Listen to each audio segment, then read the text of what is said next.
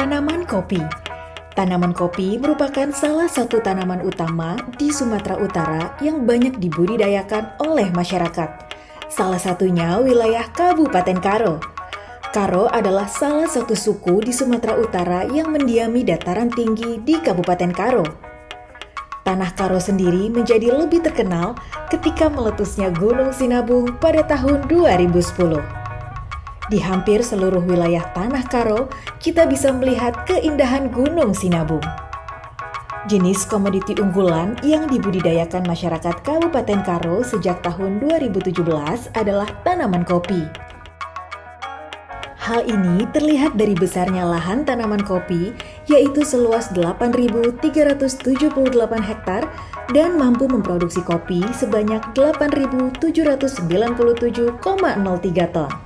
Tanaman ini tumbuhnya tegak, bercabang, dan bila dibiarkan tumbuh mencapai 12 meter.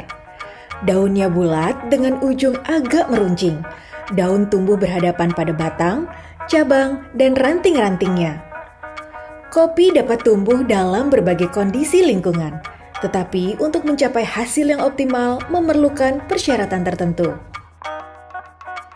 Biji kopi jenis Arabica ini ditanam pada ketinggian 500 sampai 2000 meter di atas permukaan laut dengan suhu rata-rata 21 hingga 24 derajat Celcius, serta curah hujan sekitar 2000 hingga 3000 mm.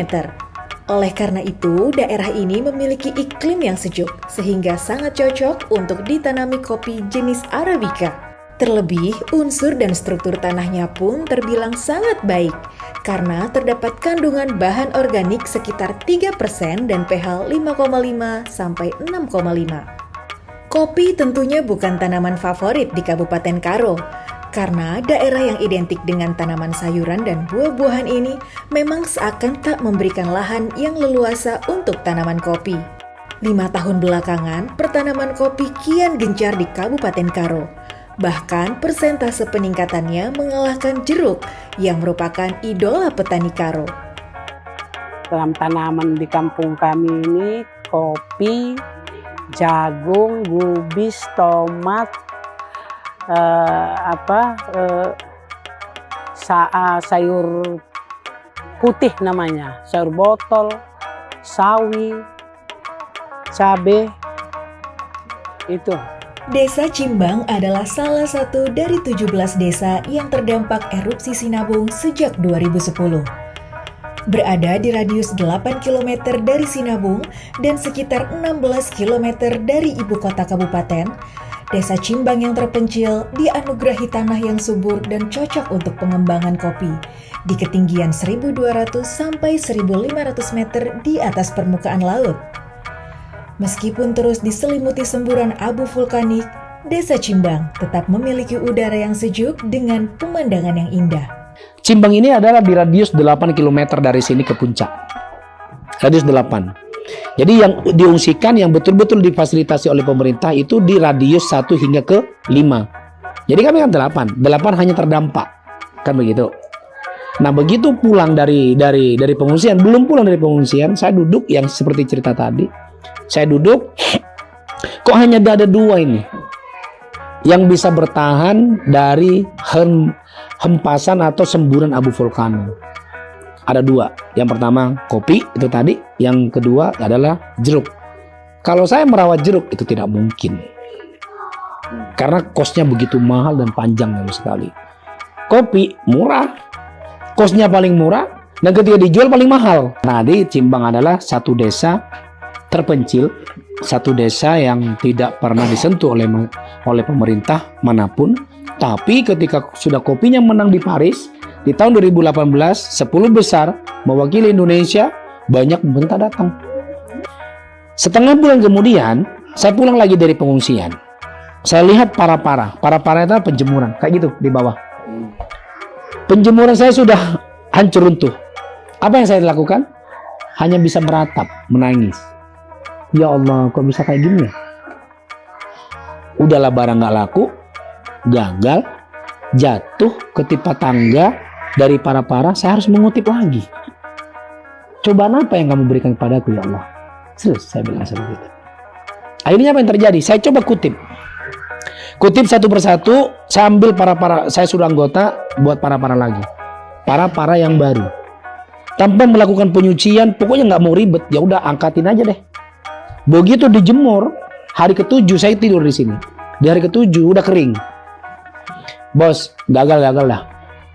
Yang penting benda ini udah kering. Gimana caranya? Yang lu bilang mau jadikan green bean. Apa tuh green bean? Udah deh, malas juga ngomong sama lu. Ngomong aja deh. Dia ngomong, ya udahlah. Ada namanya mesin pada waktu itu dia menyebutnya namanya dry hulling. Ya kan dry hulling. Dia harus pakai haler. Dia haler. Aku nggak punya yang kamu sebut. Ya udah tumbuk aja. Saya tumbuk. Pakai langsung puk. Alhamdulillah seminggu juga. Yang 1 ton 200 itu seminggu juga dengan 12 orang. Numbuk semua. Ditumbukin 14 orang. Seminggu baru siap. Ditampi begini sebagainya. Begitu siap, saya foto. Pum, nih. Ya maklum lah fotonya kan foto bagus. Burak semuanya di situ gambarnya. Ya kan? HP-nya bagus, internasional ya kan? Di foto sama gua, waduh. Woi, bagus, burak semua. Woi, gambar apa lu kirim? Ya udah itu yang ada. Gini aja deh. Gue penasaran dengan lu.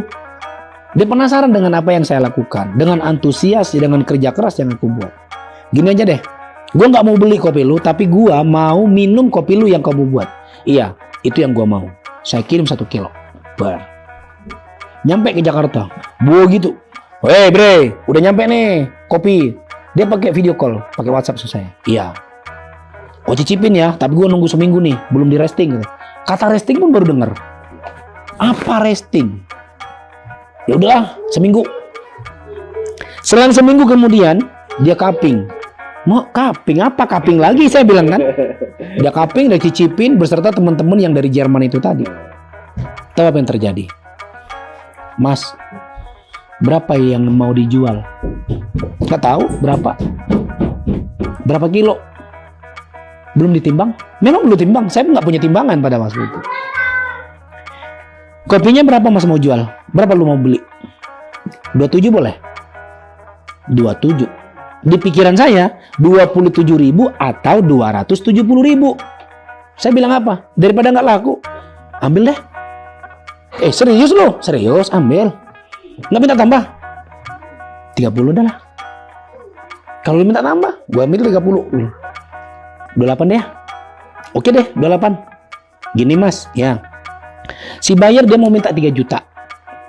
Tetapi kasih dong sama gua 200. Jadi 2.800.000 sama gua. 28 jadi ya. 2.800.000. Saya langsung begini, Mas. Allahu Akbar saya bilang. Serius. Kali 500 kilo. 2.800.000 per kilogram. Dia langsung memberikan nama Volcano Coffee. Berdasarkan erupsi tahun 2010 silam, abu tersebut lebih menyuburkan tanah, namun memerlukan proses yang lama. 3 tahun silam, erupsi gunung tersebut sangat mengganggu proses pembuahan jenis tanaman solonase seperti kentang, kubis, tomat, dan cabai, karena tanaman tersebut tidak mampu bertahan di lingkungan ekstrim. Dari hasil penelitian diperoleh fakta apabila tanaman kopi terkena debu erupsi, maka akan berakibat fatal terhadap bunga.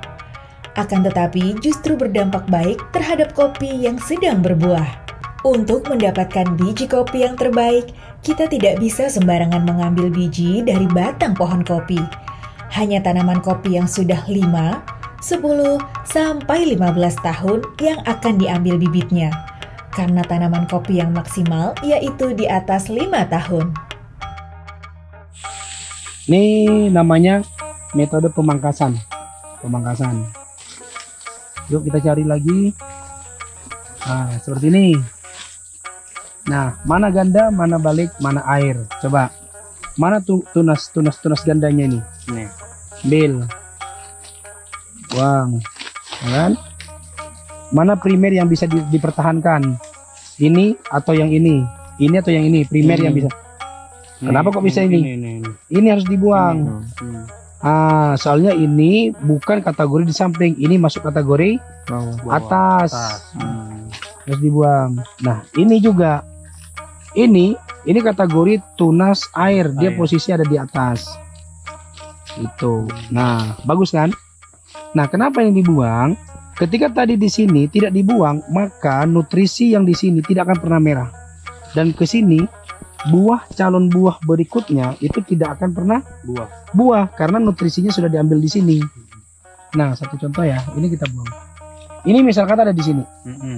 Satu batang untuk menanam batang ini nutrisi 10 itu diambil satu ini. Sekecil kayak gini.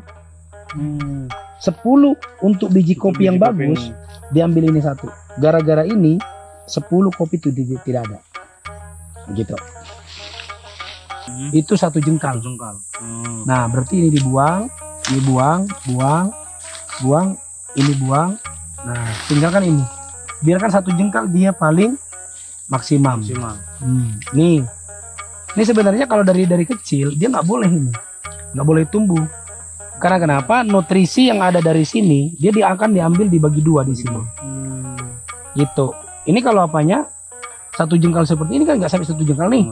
Udah ada cabang lagi, ada cabang ganda. Nah, pada saat muda cabang primer yang kedua ini harus dipotong aturannya gitu. Pangkas. Satu jengkal. Nih, ini satu jengkal kan nggak sampai. Berarti ini yang dibuatkan, ini dibuang. Gitu. Bersihkan semua ya. Bersihkan, nih bersihkan. Ini seperti itu. Kalau nggak musim hujan nggak matang dia kopi. Hujan pula dia baru matang. Nah, kalau cabai panas dia baru matang. Kalau ikut cabangnya itu nggak berbunga lagi dia. Nggak boleh cari gini, harus dipetik gini. Nah, harus tinggal cabangnya yang kecil di pohon. Jadi harus dipetik gini, bukan ditarik gini. Kadang-kadang penuh ya satu begini loh. Satu pun nggak ada lagi hijau itu. Kan bisa diperap gini. Nggak bisa. Jadi orang upahan itu pun harus kita periksa itu selalu kalengnya. Ada juga yang nakal ditariknya gitu biar cepat penuh ember kan. Nah itu besok lagi kau nggak bisa ikut bilang gitulah. Habis nanti nggak bisa lagi kita panen kan. Nggak berbuah lagi. Iya. Saya membeli kopi seperti ini, cherry namanya. Harganya 9.200. Setelah itu kami olah menjadi gabah. Lalu dijemur, lalu dibersihkan semua baru dijual. Jualnya ke kota Kabanjahe. Kalau kegiatan kami pengepul ini banyak, ditimbang terus dibayarkan. Kalau udah sore nanti digiling semua cerinya. Besok pagi dicuci dulu baru dijemur. Siap dijemur, diangkat ke rumah lalu dibersihkan lagi. Bersihkan lagi baru bisa dijual. Setelah panen, buah kopi yang dipetik kemudian dibawa ke tempat pengolahan untuk diproses. Produk kopi Cimbang Sinabung memiliki 3 proses natural: honey, semi wash, dan full wash. Proses natural atau wine di mana biji kopi berwarna merah dipanen dan dicuci bersih. Ceri kopi akan ditebarkan di atas permukaan alas-alas plastik dan dijemur di bawah sinar matahari selama 35 hari. Ini namanya proses yang ini namanya wine. Proses ini wine. Wine itu prosesnya hampir sama dengan natural. Nah, natural itu bedanya dia melakukannya tanpa fermentasi. Kalau natural, kalau pakai wine itu sudah melakukan fermentasi. Jadi bijinya sama biji merah, sama hal seperti ini, ya kan? Sama dengan seperti ini. Ini biji merah. Kalau kita mau buat natural, sesudah kita melakukan pemanenan, siap melakukan pemanenan, melakukan pengerembangan yang sama halnya dengan semi, full atau honey sama, tetap melakukan pengerembangan. Yang terapung itu kita buang. Terus yang tenggelam itulah yang akan kita produksi. Berarti yang tenggelam itu kategori kopi specialty, kopi yang terbaik. Jadi yang seperti ini kalau natural siap dikerambang kita langsung dijemur seperti ini. Tapi cara penjemurannya kami tetap melakukan bukan terik matahari.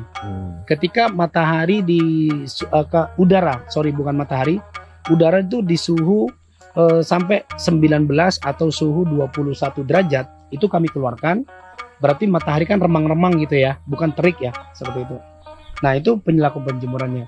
Tapi kalau wine itu beda lagi. Yang seperti ini, biji merah seperti ini, wine itu melakukan fermentasi. Fermentasinya melakukan dengan cara melakukan plastik, ya kan? Plastiknya seperti ini.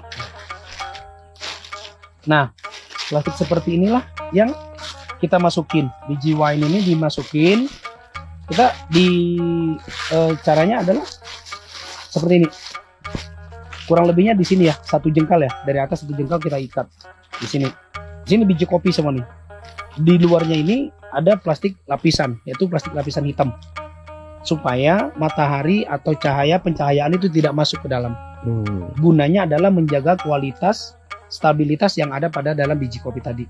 Nah, di sini kita pakai selang. Di sini masukkan selang keluar supaya gas yang ada di sini itu tetap keluar dan tidak terjadi fermentasi yang begitu over di dalam ini. Nah, ketika ada anaerob keluar dan di sini kita kasihkan satu botol, selang yang di sini masukin ke sini 1 botol, itu jadinya. Jadi fermentasi itu berjalan dengan maksimal di sini. Jadi tidak over. Nah, ketika tidak ada udara yang keluar, maka fermentasi itu akan over di dalamnya. Di dalam fermentasi ini over terjadinya ketika sudah melakukan pengiriman, di situ disebutnya over fermented. Over fermented namanya. Jadi asamnya lebih kental dan lebih kuat dan antibodi sudah menjadi hilang. Over fermentasi adalah seperti ini. Cara pencegahannya nanti kita kasih tahu. Ini over fermentasi dia akan menjamur. Nih seperti ini. Diakibatkan menjamur seperti ini. Jadi cara penanggulangannya adalah ketika kopi ini sudah kering, kami melakukan sortase di sini. Yang dipilih adalah seperti ini, yang tanpa jamur. Nanti ketika udah tanpa jamur itu baru kami melakukan sortase lagi yang kedua. Itu nih seperti ini. Beda kan? Yeah. Ini fermentasi berhasil dan ini fermentasi gagal. Nah, yang ini kita asingkan, yang ini bisa kita buat minuman bir coffee, minuman wine coffee, minuman luwak kopi disebutnya. Di sini. Pokoknya yang over fermented seperti ini. Dia menjamur. Nah, gini, beda ya, beda jauh. Ini kegagalannya di sini. Dia pasti pakai jamur dia sudah keluar. Ini artinya adalah ada satu bakteri masuk pada saat kami melakukan melakukan fermentasi. Pada saat melakukan fermentasi ada bakteri masuk gitu. Tapi tetap dikumpulin. Tapi ketika sudah kering, ini kami melakukan melakukan penyutiran kembali yang kedua. Atau pada saat melakukan penjemuran, ini sudah disortir, dijemur di tempat lain. Kadangkala bisa dia sembuh dengan kadar panas matahari yang tinggi.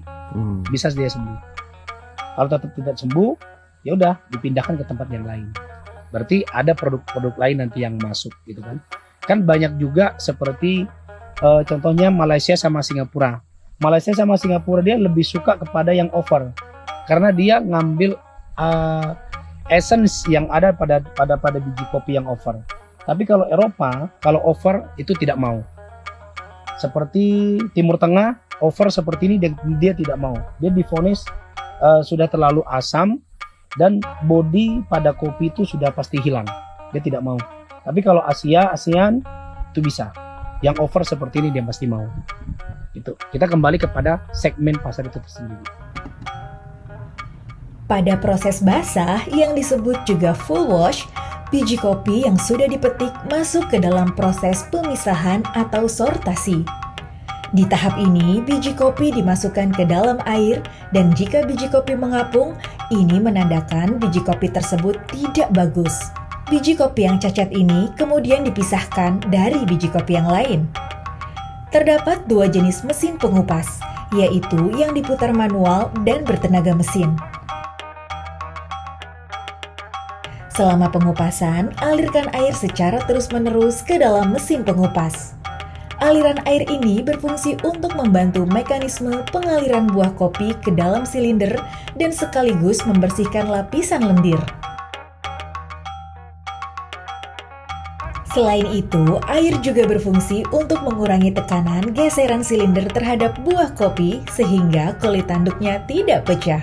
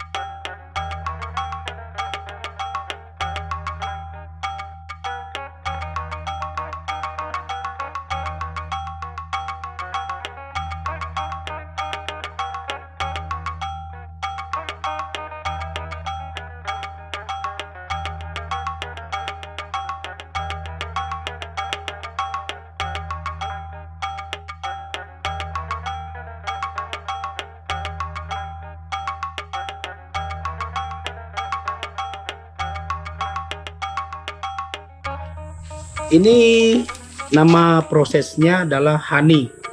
Honey itu adalah prosesnya kita mengambil biji kopi merah, cherry merah itu kita melakukan pengerambangan menghindari benda yang seperti ini. Ya kan? Menghindari benda yang seperti ini. Ketika benda yang seperti ini ada, ya kan? Terus dikerambang, kita dibuang. Nah, di situ proses honey adalah melakukannya tanpa melakukan penyucian. Dia digiling merah, siap digiling merah.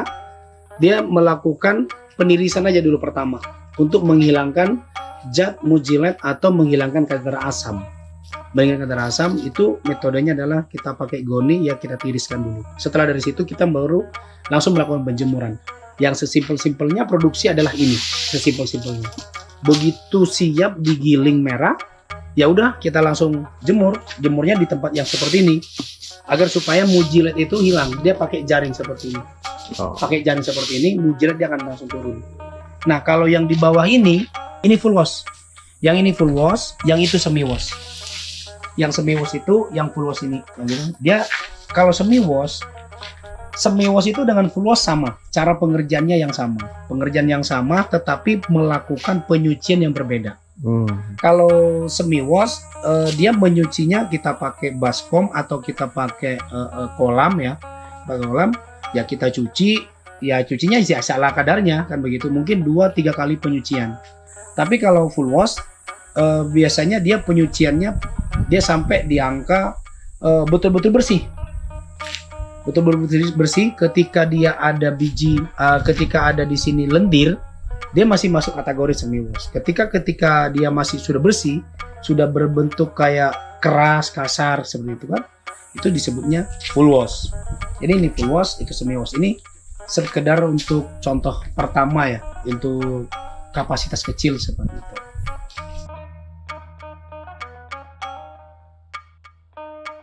Ketika udah saya perlakuan sama, ambil gula merah. Gula merah 1 kilo yang original. Kalau tidak original jangan beli. Lebih bagus jangan membeli. Yang betul original. Biasanya yang dari original itu dari Tangerang, suku Baduy. Carilah linknya yang ke sana. Ada kotor ya dia, kalau nggak salah ya. Iya. Rada kotor. Rada kotor kalau yang nggak asli. Yang asli, sorry, yang asli rada kotor. Kalau itu ada kayak bercak mengkilat kristal. Betul. Pandai sekali. Dan ketika diginikan dia payah. Ya. Ya kan? Dia keras, dia bukan lembut. Ketika lembut dijamin. Gimana bang? Aman kan bang? Siap. Itu aja dulu. Orang karo harus begitu. Nah, ambil yang betul-betul asli. Kalau tidak, saya tidak menyarankan. Ketika terjadi kesalahan produksi, saya angkat tangan. Tapi kalau yang asli, saya bertanggung jawab. Ambil dari suku Baduy. Saya bukan mempromosikan Baduy ya. Memang Baduy bagus. Saya gula merahnya itu dari Baduy semua. Pandeglang bagus. Bagus. Itu original. Itu asli. Nah, setelah dari situ, ambillah gula merah tersebut. Itu 1 kilo. 1 kilo cecah atau di kecil-kecil. Masukin, kasih air dingin kurang lebihnya 1,2 liter. Jangan 1,5 perbandingannya. 1,2 atau kalau mau bagus 1 liter. 1 liter air, 1 kilo gula, masukin air dingin, letak di kompor, hidupin dengan secara full gas, ya kan? Kuat ya, Kuat. Setelah itu aduk, jangan berhenti mengaduk. Nah, di situ di kami mengatakan ketika gula merah diaduk tanpa berhenti, dia seratnya akan terus bergulir dan seratnya bukan mengikuti apa yang di apa namanya gelembung seperti apa. buih-buih itu ya. Bukan, tapi kalau diaduk dari gini, diaduk terus, dia seratnya itu bagus. Nah, setelah dari situ, yang pertama, yang kedua, ketika diaduk terus, maka bakteri yang masuk itu akan mati, bukan bakteri pengendapan. Ini nih kompor nih, gas nih, diginikan nih, udah kasih gula, kasih air, ya udah, lu tunggu begini. Tanpa sadar bakteri masuk, bung, bertelur dia, makin banyak bersarang. Ya kan? Nunggu panas dia baru hancur, belum tentu hancur. Kalau sudah kebal, apa nggak makin bertelur di situ? Karena posisi terbuka nih, tertutup, tidak boleh. Iya. Karena yang terbuka, aduk. Jadi bakteri masuk, udah langsung mati. Ketika udah mulai menggelembung, ya udah biarin aja. Dinginkan itu dengan secara tertutup agar bakteri tidak masuk lagi.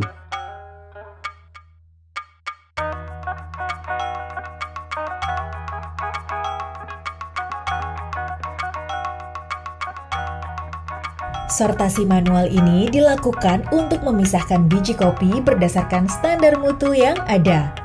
Sebagian besar perkebunan kopi di Karo masih mengandalkan cara ini. Biji dipilah satu persatu berdasarkan kondisi fisiknya. Cara ini bisa lebih detail memisahkan biji kopi yang cacat dan tidak. Terakhir, setelah melewati berbagai proses pengolahan kopi yang panjang, biji kopi siap untuk dipanggang sesuai kebutuhannya. Tingkat roasting biji kopi lagi-lagi akan mempengaruhi rasa yang dihasilkan. Sebagai contoh, kamu yang menyukai rasa cenderung pahit, maka pilihlah roasting yang lebih gelap atau dark roast. Setelah proses roasting, biji kopi biasanya sudah siap kamu olah jadi sebuah menu kopi.